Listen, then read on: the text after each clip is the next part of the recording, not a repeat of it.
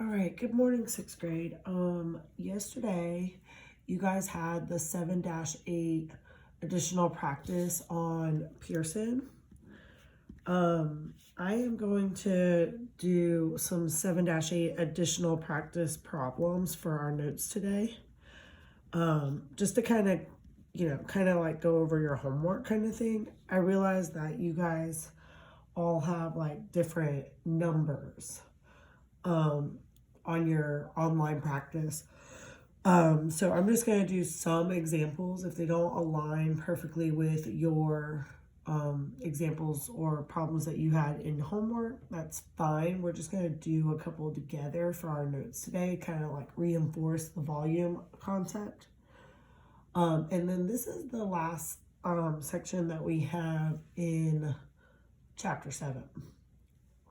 So I'll tell you at the end of our practice how we're going to move forward for our test. All right, so I have a few problems here in my book. I just don't know how they match up with what you had to do yesterday. So mine kind of looks like a rectangular prism. So I'm going to draw like this.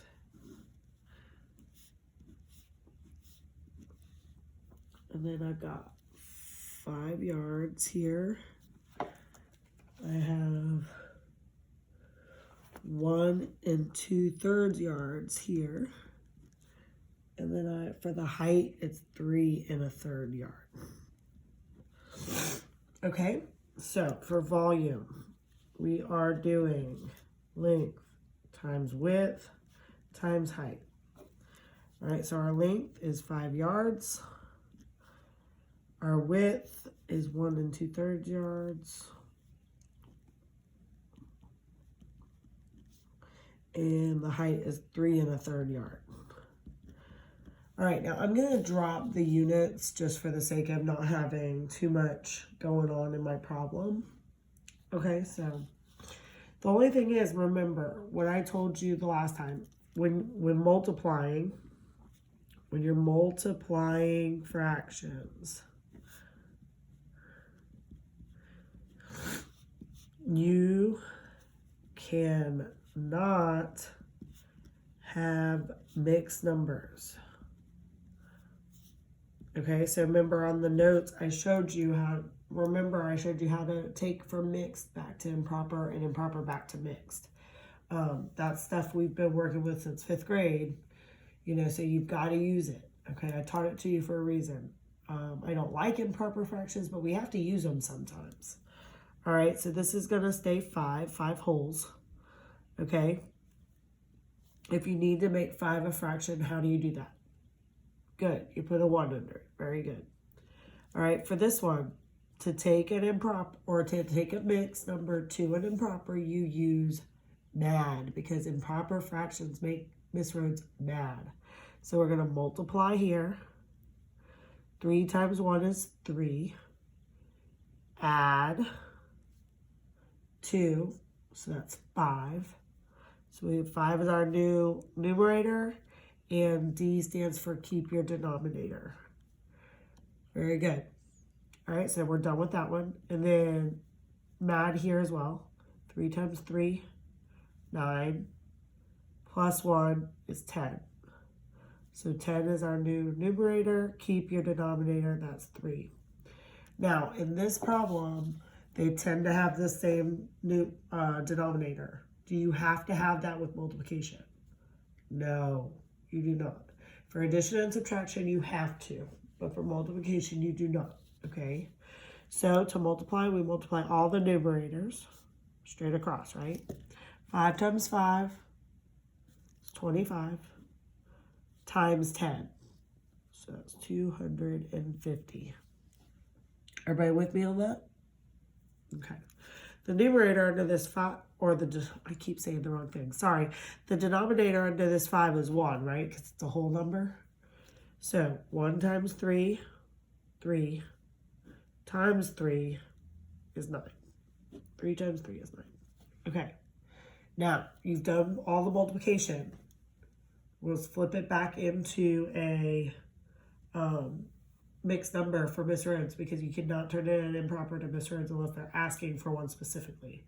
So that's not the case here. So I'm going to do the long division so you can see how it's done. 250, top number goes inside the house, divided by 9. 9 goes into 2? No.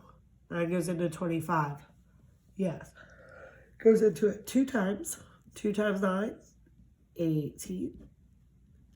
That makes 7 left over. And bring down my 0. 9 goes into 70. Yes, 7 times, I think. 7 times 9 is 63. There's 7 left over. We'll be bringing down another 0. You know, oh, sorry, that's decimals. We're not going to do that this time. There's nothing else to bring down. Okay, so 7 is our remainder. So our new number is 27 wholes.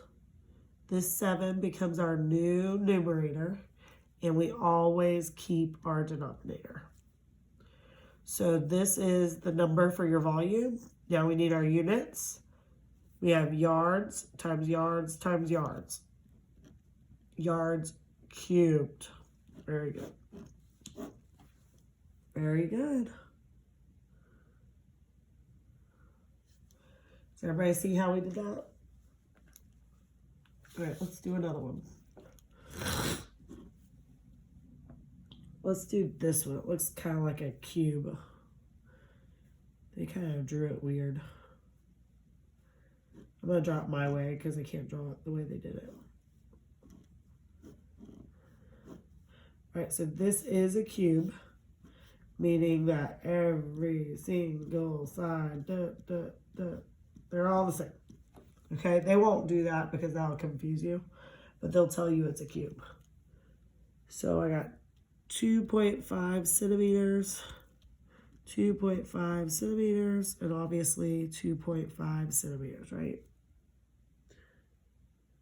All right, so for this one, for volume equals length times width times height, it's all the same. We're doing 2.5 times 2.5 times 2.5. That means we're doing, I'm going to write it a little differently. You can still spread it out the way we have been. But look, it's 2.5 centimeters cubed. It's multiplied by itself 3 times. So if you take in your calculator, I don't know if you guys can see my calculator, 2.5, and then do that little that little caret button that we talked about for exponents, and then to the 3rd power, it'll get you your number. The same thing as you multiplying it out. So 15.625. They gave me decimals this time, so I'm using decimals. And then centimeters cubed. That one was pretty easy, right? Cubes are always easier because they're so perfect, right? Let's do one more rectangular prism, okay? Let's see here.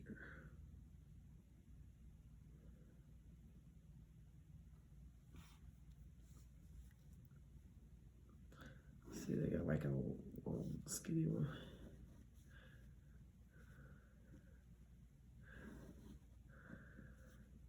Let's see if I can draw what they have here. All right, I did my best. All right, we've got 10 inches here. We have 3.5 inches here. And it's only 1.5 inches of a height. All right. So volume equals length times width times height. All right. We're not going to do volume of any other shape. Not right now. Okay. So we're only doing rectangular prisms. Oh my God, I'm sorry. Okay, so we got 10 inches times the width, 3.5 inches, times the height, which is 1.5 inches. All right, so first step, just like number 1, we have the same thing we had up there, but we cannot have our mixed numbers, okay? We have to get rid of them. So that's going to be our first thing. 10 can stay. I'm going to go ahead and make it a fraction though. All right. We multiply here. 3 times 2 is 6. Plus 1 is 7. And then I keep my denominator. Whatever it is, you keep it. All right, here. I'm sorry. 2 times 1 is 2. Plus 1, 3. Keep your denominator. All right. These examples just so happen to have similar denominators. They don't have to, okay? All right. Multiply across. 10 times 7, 70 times 3. If you don't like multiplying in this direction, you can multiply the other way because they're multiplication. So you can multiply them any order. So if I want to do 7 times 3 first, is 21. Then times 10, I can. So 210. All right, 1 times 2, 2 times 2, 4. Can't give it improper to Miss Rhodes, so I'm going to fix that. 210 divided by 4. 4 goes into 2. Nope. 4 goes into 21. Yes. It's 5 times, I think. Yes. I have 1. Bring down my 0. 4 goes into 10. 2 times. That's 8. 2 is my remainder. So my 52 is whole. My 2 is my new numerator, and my denominator is 4. Now, this is correct. However, you could simplify, right? 2/4 is the same as saying 1/2, right? So you would say 52 and 1/2. And then you need units. Inches cubed. All right, very good. So just like for area, how every time our answer had to be squared, this time, every time for volume, our answer has to be cubed. Okay, we are going to do our chapter 7 test review. We're going to do page 442 through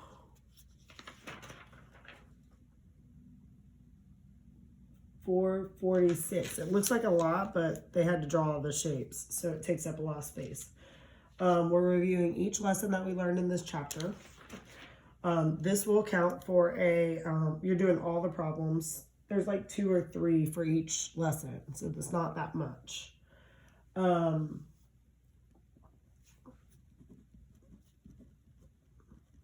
go ahead and say all problems, that way it's not confusing. This is homework. Okay, this is going to count as a quiz grade.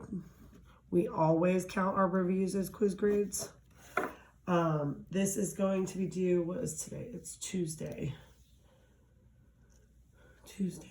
Wednesday. This is going to be due Thursday. Anytime during the day is fine. I won't put a time on it. That would be 20. It would be the 23rd. I'm going to open up your test that day. So you'll have all of Thursday and all of Friday to work on your test. The test will, I need it to be on a form. So you don't have to show me your work, but I do think it's best. Remember, all these notes, they're helpful. You can have them out. You can take as long as you want.